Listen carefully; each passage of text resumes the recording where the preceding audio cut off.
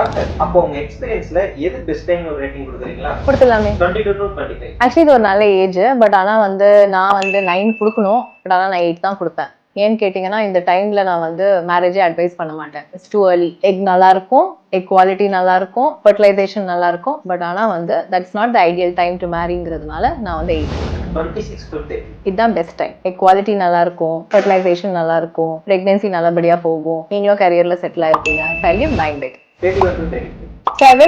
ஏன்னா 32லேருந்து எக்கோட குவாலிட்டி வந்து குறைய ஆரம்பிக்கும். ஸோ கண்டிப்பாக நேச்சுரலி ப்ரெக்னென்சி அப்படின்னு பிளான் பண்ணும்போது ஒரு 70% நடக்கும். சில பேருக்கு வந்து கொஞ்சம் மெடிக்கல் ட்ரீட்மெண்ட் எடுக்கிற மாதிரி இருக்கும். அதனால எனக்கு 7. 36 to 40. 5. ஏன்னா எக் நம்பர்ஸ் குறையும், எக்கோட குவாலிட்டி குறையும். ஸோ நேச்சுரலாக கன்சீவ் ஆகுறது வந்து டிராஸ்டிக்காக ரெடியூஸ் ஆயிரும். ஸோ கண்டிப்பாக மெடிக்கல் ஹெல்ப் தேவைப்படும். மேபி 5. 40 plus. 3. 40ல வந்து எக் நம்பரே இருக்காது பெருசா.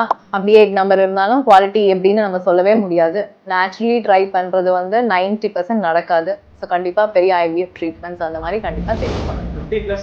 50+ வந்து ஆல்மோஸ்ட் மெனபாசல் ஏஜ். பெரிய ட்ரீட்மெண்ட்ஸ் லைக் ஐவிஎஃப் எல்லாம் பண்ணவே முடியாது. ஏன்னா 50யோட கவர்மெண்ட் ரூல்ஸ் படி பண்ண முடியாது. நேச்சுரலா கன்சீவ் ஆகுற சான்சஸும் இல்லை. So I will say 0/10.